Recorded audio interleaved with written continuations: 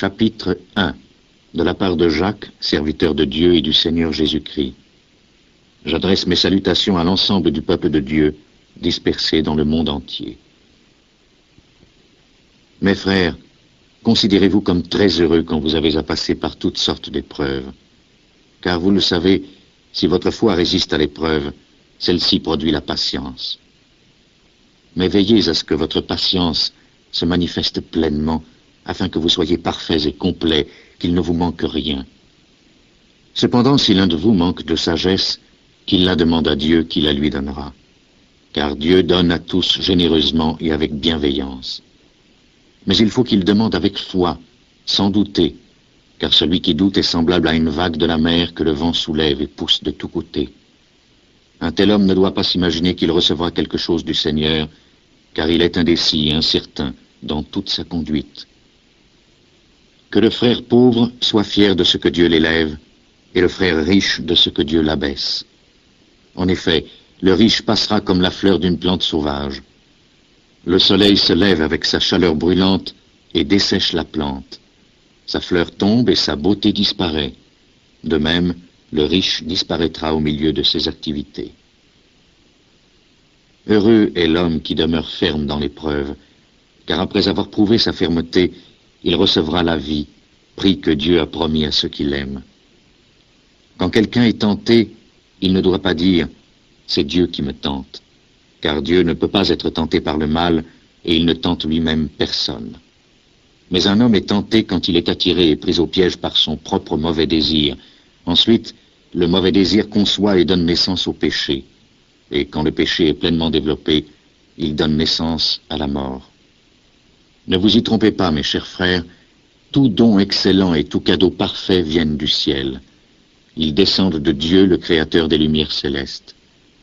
Dieu ne change pas et ne produit pas d'obscurité par des variations de position.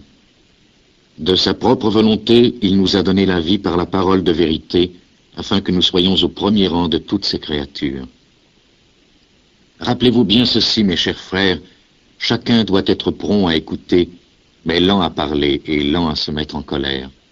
Car un homme en colère n'accomplit pas ce qui est juste aux yeux de Dieu. C'est pourquoi, rejetez tout ce qui salit et toute activité mauvaise. Acceptez avec humilité la parole que Dieu plante dans votre cœur, car elle peut vous sauver. N'allez pas vous tromper vous-même en vous contentant d'écouter la parole de Dieu. Au contraire, mettez-la en pratique. Car celui qui écoute la parole sans la mettre en pratique ressemble à un homme qui se regarde dans un miroir et se voit tel qu'il est. Après s'être regardé, il s'en va et oublie aussitôt comment il est.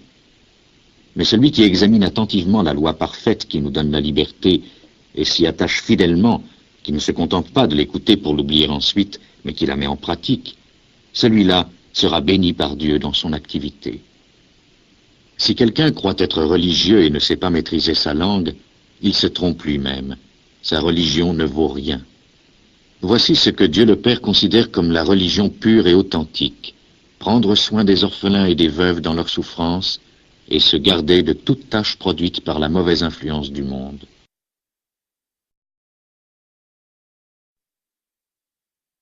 Chapitre 2. Mes frères, vous qui vivez dans la foi en notre glorieux Seigneur Jésus-Christ, vous ne devez pas en même temps agir différemment selon les personnes. Supposez ceci. Un homme riche portant un anneau d'or et un habit magnifique entre dans votre assemblée. Un pauvre homme, avec un habit usé, y entre aussi. Si vous manifestez un respect particulier pour l'homme bien habillé et que vous lui dites « Veuillez vous asseoir ici, à cette place d'honneur », mais que vous dites au pauvre « Toi, reste debout ou assieds-toi là, par terre, à mes pieds », vous faites alors des distinctions entre vous et vous portez des jugements inspirés par de mauvaises raisons. Écoutez, mes chers frères, Dieu a choisi les pauvres de ce monde pour qu'ils soient riches dans la foi et reçoivent le royaume qu'il a promis à ceux qui l'aiment. Mais vous méprisez le pauvre. Ceux qui vous oppriment et vous traînent devant les tribunaux, ce sont les riches, n'est-ce pas? Ce sont eux qui disent du mal de ce beau nom que Dieu vous a donné. Certes, vous faites bien si vous accomplissez la loi du royaume telle que l'Écriture la présente. Aime ton prochain comme toi-même. Mais si vous agissez différemment selon les personnes, vous commettez un péché, et la loi vous condamne parce que vous lui désobéissez.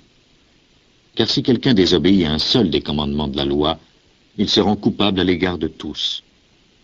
En effet, celui-là même qui a dit « ne commets pas d'adultère » a dit aussi « ne tue pas ». Par conséquent, si tu ne commets pas d'adultère mais que tu commets un meurtre, tu désobéis à la loi. Parlez et agissez en hommes qui doivent être jugés par la loi qui nous donne la liberté. Car Dieu sera sans pitié quand il jugera celui qui n'aura pas eu pitié des autres. Mais la pitié triomphe du jugement. Mes frères, à quoi cela sert-il qu'un homme dise « j'ai la foi » s'il ne le prouve pas par ses actes? Cette foi peut-elle le sauver? Supposez qu'un frère ou une sœur ait besoin de vêtements et n'ait pas assez à manger. À quoi cela sert-il que vous leur disiez « au revoir, portez-vous bien, chauffez-vous et nourrissez-vous suffisamment » si vous ne leur donnez pas ce qui est nécessaire pour vivre? Il en est ainsi de la foi. À elle seule, si elle ne se manifeste pas par des actes, elle est morte. Mais si quelqu'un dit « tu as la foi et moi j'ai les actes », alors je lui répondrai « montre-moi comment ta foi peut exister sans actes, et moi je te montrerai ma foi par mes actes. » Tu crois qu'il y a un seul Dieu? Très bien. Les démons le croient aussi et ils tremblent de peur. Homme insensé, veux-tu avoir la preuve que la foi sans les actes est inutile? Comment Abraham, notre ancêtre, a-t-il été reconnu juste par Dieu? À cause de ses actes, quand il a offert son fils Isaac sur l'autel. Tu le vois, sa foi et ses actes agissaient ensemble, et sa foi a été rendue parfaite à cause des actes qui l'accompagnaient. Ainsi s'accomplit ce que l'Écriture déclare. Abraham crut en Dieu, et Dieu le considéra comme juste en tenant compte de sa foi. Et Dieu l'appela son ami. Vous le voyez donc, l'homme est reconnu juste par Dieu à cause des actes qu'il accomplit, et pas uniquement à cause de la foi qu'il a. Il en fut de même pour Rahab, la prostituée. Elle fut reconnue juste par Dieu à cause de ses actes, elle qui avait accueilli les messagers juifs et les avait aidés à partir par un autre chemin. En effet, comme le corps sans le souffle de vie est mort, de même la foi sans les actes est morte.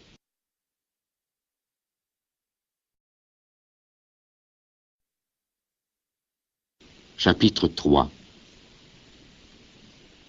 Mes frères, ne soyez pas nombreux à vouloir être des enseignants, car vous savez que nous, les enseignants, nous serons jugés plus sévèrement que les autres. Nous commettons tous des erreurs de beaucoup de manières. Si quelqu'un ne commet jamais d'erreur dans ce qu'il dit, c'est un homme parfait, capable de maîtriser aussi tout son corps. Nous mettons le mors dans la bouche des chevaux pour qu'ils nous obéissent, et nous pouvons ainsi diriger leur corps tout entier. Ou bien, pensez aux navires. Quoiqu'ils soient très grands et que des vents violents les poussent, ils sont dirigés par un très petit gouvernail et vont là où le pilote le veut. De même, la langue est une toute petite partie du corps, mais elle peut se vanter de grandes choses. Pensez à la grande forêt qu'un petit feu suffit à mettre en flamme. La langue est comme un feu. Elle est un monde de mal qui a sa place dans notre corps et infecte notre être entier. Elle enflamme tout le cours de notre existence du feu qui lui vient de l'enfer même. L'homme est capable de dompter toute espèce de bêtes sauvages, d'oiseaux, de reptiles et de poissons, et il les a domptés. Mais aucun homme n'a jamais pu dompter la langue. C'est un mal qu'on ne peut maîtriser. Elle est pleine d'un poison mortel. Nous l'utilisons pour remercier le Seigneur notre Père, mais aussi pour maudire les hommes que Dieu a créés à sa ressemblance. Des paroles de reconnaissance et de malédiction sortent de la même bouche. Mes frères, il ne faut pas qu'il en soit ainsi. Aucune source ne donne par la même ouverture de l'eau douce et de l'eau amère. Un figuier, mes frères, ne peut pas produire des olives. Une vigne ne peut pas produire des figues. De même, l'eau salée ne peut pas donner de l'eau douce. Y a-t-il parmi vous quelqu'un de sage et d'intelligent? Qu'il le prouve par sa bonne conduite, par des actes accomplis avec humilité et sagesse. Mais si vous avez dans votre cœur une jalousie amère et un esprit de rivalité, ne vous vantez pas et ne mentez pas en niant la vérité. Une telle sagesse ne descend pas du ciel. Elle appartient à ce monde et à la nature humaine. Elle vient du diable. Car là où se trouve la jalousie et l'esprit de rivalité, il y a aussi du désordre et toute espèce de mal. Mais la sagesse d'en haut est pure, tout d'abord. Ensuite, elle est pacifique, douce et bienveillante. Elle est pleine de bonté et produit des œuvres bonnes. Elle est sans parti pris et sans hypocrisie. Ceux qui créent la paix autour d'eux sèment dans la paix, et le fruit qu'ils récoltent, c'est une vie juste.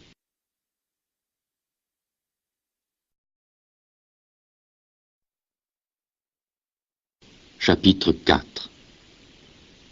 D'où viennent les luttes et les querelles parmi vous? Elles viennent de vos passions qui combattent sans cesse dans vos corps. Vous désirez quelque chose, mais vous ne pouvez pas l'avoir, et alors vous êtes prêts à tuer. Vous avez envie de quelque chose, mais vous ne pouvez pas l'obtenir, et alors vous avez des querelles et des luttes. Vous n'avez pas ce que vous voulez parce que vous ne le demandez pas à Dieu.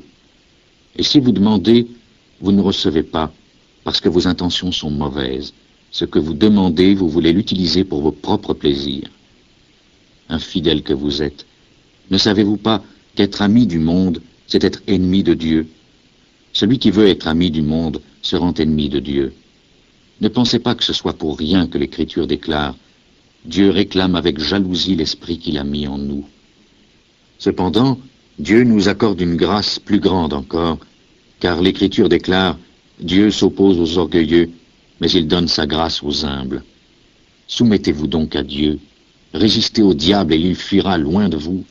Approchez-vous de Dieu et il s'approchera de vous. Nettoyez vos mains, pécheurs, purifiez vos cœurs, hypocrites. Soyez dans la tristesse, pleurez et lamentez-vous. Changez votre rire en pleurs et votre joie en tristesse. Abaissez-vous devant le Seigneur, et il vous élèvera. Frères, ne dites pas de mal les uns des autres. Celui qui dit du mal de son frère ou qui le juge, dit du mal de la loi et la juge. Or, si tu juges la loi, tu n'es plus celui qui obéit à la loi, mais celui qui la juge. C'est Dieu seul qui donne la loi et qui est juge. Lui seul peut à la fois sauver et détruire. Pour qui te prends-tu, toi qui juges ton prochain? Écoutez-moi maintenant, vous qui dites « Aujourd'hui ou demain nous irons dans telle ville, nous y passerons une année, nous ferons du commerce et nous gagnerons de l'argent. » Vous ne savez pas ce que votre vie sera demain. Vous êtes en effet comme un léger brouillard qui apparaît un instant et disparaît ensuite. Voici ce que vous devriez dire. Si le Seigneur le veut, nous vivrons et nous ferons ceci ou cela. Mais maintenant vous êtes orgueilleux et vous vous vantez. Tout orgueil de ce genre est mauvais. Ainsi, celui qui connaît le bien qu'il devrait faire et ne le fait pas, se rend coupable de péché. Chapitre 5. Et maintenant, écoutez-moi, vous les riches. Pleurez et gémissez à cause des malheurs qui vont venir sur vous. Vos richesses sont pourries et vos vêtements sont rongés par les vers. Votre or et votre argent sont couverts de rouille. Cette rouille sera un témoignage contre vous et dévorera votre chair comme un feu. Vous avez amassé des richesses dans ces jours qui sont les derniers. Vous n'avez pas payé le salaire des ouvriers qui travaillent dans vos champs. Écoutez leurs plaintes. Les cris de ceux qui rentrent vos récoltes sont parvenus jusqu'aux oreilles de Dieu, le Seigneur Tout-Puissant. Vous avez vécu sur la terre dans le luxe et les plaisirs. Vous vous êtes engraissés pour le jour de la boucherie. Vous avez condamné et mis à mort l'innocent et il ne vous résiste pas. Prenez donc patience, frères, jusqu'à ce que le Seigneur vienne. Voyez comment le cultivateur prend patience en attendant que la terre produise de précieuses récoltes. Il patiente jusqu'à ce que les pluies d'automne et de printemps soient tombées. Prenez patience, vous aussi. Soyez pleins de courage, car la venue du Seigneur est proche. Ne vous plaignez pas les uns des autres, frères, afin que Dieu ne vous juge pas. Le juge est proche, il est prêt à entrer. Frères, souvenez-vous des prophètes qui ont parlé au nom du Seigneur. Prenez-les comme modèles de patience fidèles dans la souffrance. Nous les déclarons heureux parce qu'ils ont tenu bon. Vous avez entendu parler de la patience de Job, et vous savez ce que le Seigneur lui a accordé à la fin, car le Seigneur est plein de pitié et de bonté. Surtout, mes frères, ne faites pas de serment, n'en faites ni par le ciel, ni par la terre, ni d'aucune autre façon. Dites simplement oui quand c'est oui, et non quand c'est non, afin que vous ne tombiez pas sous le jugement de Dieu. Quelqu'un parmi vous est-il dans la souffrance? Qu'il prie. Quelqu'un est-il heureux? Qu'il chante des louanges. Quelqu'un parmi vous est-il malade? qu'il appelle les anciens de l'Église. Ceux-ci prieront pour lui et verseront de l'huile sur lui au nom du Seigneur. Cette prière, faite avec foi, sauvera le malade. Le Seigneur lui rendra la santé et les péchés qu'il a commis lui seront pardonnés. Confessez donc vos péchés les uns aux autres et priez les uns pour les autres afin d'être guéris. La prière fervente de l'homme juste a une grande efficacité. Élie était un homme semblable à nous. Il pria avec ardeur pour qu'il ne pleuve pas, et il ne tomba pas de pluie sur la terre pendant 3 ans et demi. Puis il pria de nouveau, alors le ciel donna de la pluie et la terre produisit ses récoltes. Mes frères, si l'un de vous s'est éloigné de la vérité et qu'un autre l'y ramène, rappelez-vous ceci. Celui qui ramène un pécheur du mauvais chemin où il se trouve sauvera de la mort l'âme de ce pécheur et fera qu'un grand nombre de péchés seront pardonnés.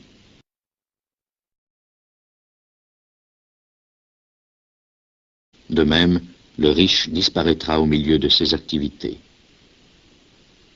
Heureux est l'homme qui demeure ferme dans l'épreuve, car après avoir prouvé sa fermeté, il recevra la vie, prix que Dieu a promis à ceux qui l'aiment. Quand quelqu'un est tenté, il ne doit pas dire « c'est Dieu qui me tente », car Dieu ne peut pas être tenté par le mal et il ne tente lui-même personne. Mais un homme est tenté quand il est attiré et pris au piège par son propre mauvais désir. Ensuite, le mauvais désir conçoit et donne naissance au péché. Et quand le péché est pleinement développé, il donne naissance à la mort. Ne vous y trompez pas, mes chers frères, tout don excellent et tout cadeau parfait viennent du ciel. Ils descendent de Dieu, le Créateur des lumières célestes. Dieu ne change pas et ne produit pas d'obscurité par des variations de position. De sa propre volonté, il nous a donné la vie par la parole de vérité, afin que nous soyons au premier rang de toutes ces créatures. Rappelez-vous bien ceci, mes chers frères, chacun doit être prompt à écouter, mais lent à parler et lent à se mettre en colère. Car un homme en colère n'accomplit pas ce qui est juste aux yeux de Dieu. C'est pourquoi rejetez tout ce qui salit et toute activité mauvaise. Chapitre 1. De la part de Jacques, serviteur de Dieu et du Seigneur Jésus-Christ. J'adresse mes salutations à l'ensemble du peuple de Dieu, dispersé dans le monde entier. Mes frères, considérez-vous comme très heureux quand vous avez à passer par toutes sortes d'épreuves. Car vous le savez, si votre foi résiste à l'épreuve, celle-ci produit la patience. Mais veillez à ce que votre patience se manifeste pleinement, afin que vous soyez parfaits et complets, qu'il ne vous manque rien. Cependant, si l'un de vous manque de sagesse, qu'il la demande à Dieu, qui la lui donnera. Car Dieu donne à tous généreusement et avec bienveillance. Mais il faut qu'il demande avec foi, sans douter, car celui qui doute est semblable à une vague de la mer que le vent soulève et pousse de tous côtés. Un tel homme ne doit pas s'imaginer qu'il recevra quelque chose du Seigneur, car il est indécis et incertain dans toute sa conduite. Que le frère pauvre soit fier de ce que Dieu l'élève, et le frère riche de ce que Dieu l'abaisse. En effet, le riche passera comme la fleur d'une plante sauvage. Le soleil se lève avec sa chaleur brûlante et dessèche la plante. Sa fleur tombe et sa beauté disparaît. Acceptez avec humilité la parole que Dieu plante dans votre cœur, car elle peut vous sauver. N'allez pas vous tromper vous-même en vous contentant d'écouter la parole de Dieu. Au contraire, mettez-la en pratique, car celui qui écoute la parole sans la mettre en pratique ressemble à un homme qui se regarde dans un miroir et se voit tel qu'il est. Après s'être regardé, il s'en va et oublie aussitôt comment il est.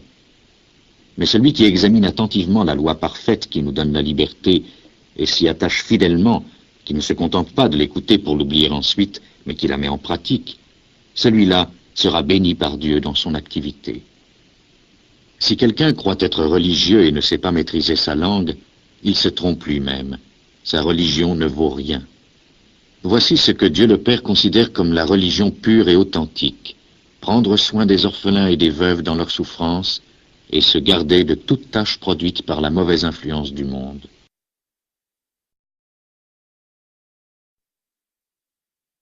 Chapitre 2. Mes frères, vous qui vivez dans la foi en notre glorieux Seigneur Jésus-Christ, vous ne devez pas en même temps agir différemment selon les personnes. Supposez ceci. Un homme riche portant un anneau d'or et un habit magnifique entre dans votre assemblée. Un pauvre homme, avec un habit usé, y entre aussi.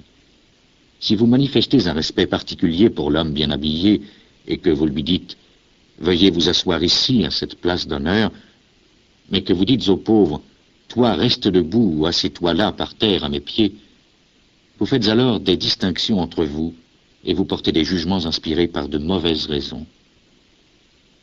Écoutez, mes chers frères, Dieu a choisi les pauvres de ce monde pour qu'ils soient riches dans la foi et reçoivent le royaume qu'il a promis à ceux qui l'aiment. Mais vous méprisez le pauvre. Ceux qui vous oppriment et vous traînent devant les tribunaux, ce sont les riches, n'est-ce pas? Ce sont eux qui disent du mal de ce beau nom que Dieu vous a donné. Certes, vous faites bien si vous accomplissez la loi du royaume telle que l'Écriture la présente. Aime ton prochain comme toi-même. Mais si vous agissez différemment selon les personnes, vous commettez un péché, et la loi vous condamne parce que vous lui désobéissez. Car si quelqu'un désobéit à un seul des commandements de la loi, il se rend coupable à l'égard de tous. En effet, celui-là même qui a dit « ne commets pas d'adultère » a dit aussi « ne tue pas ». Par conséquent, si tu ne commets pas d'adultère mais que tu commets un meurtre, tu désobéis à la loi. Parlez et agissez en hommes qui doivent être jugés par la loi qui nous donne la liberté. Car Dieu sera sans pitié quand il jugera celui qui n'aura pas eu pitié des autres. Mais la pitié triomphe du jugement. Mes frères, à quoi cela sert-il qu'un homme dise « j'ai la foi » s'il ne le prouve pas par ses actes? Cette foi peut-elle le sauver? Supposez qu'un frère ou une sœur ait besoin de vêtements et n'ait pas assez à manger. À quoi cela sert-il que vous leur disiez « au revoir, portez-vous bien, chauffez-vous et nourrissez-vous suffisamment » si vous ne leur donnez pas ce qui est nécessaire pour vivre? Il en est ainsi de la foi. À elle seule, si elle ne se manifeste pas par des actes, elle est morte. Mais si quelqu'un dit « tu as la foi et moi j'ai les actes », alors je lui répondrai « montre-moi comment ta foi peut exister sans actes, et moi je te montrerai ma foi par mes actes. Tu crois qu'il y a un seul Dieu? Très bien. Les démons le croient aussi et ils tremblent de peur. Homme insensé, veux-tu avoir la preuve que la foi sans les actes est inutile? Comment Abraham, notre ancêtre, a-t-il été reconnu juste par Dieu?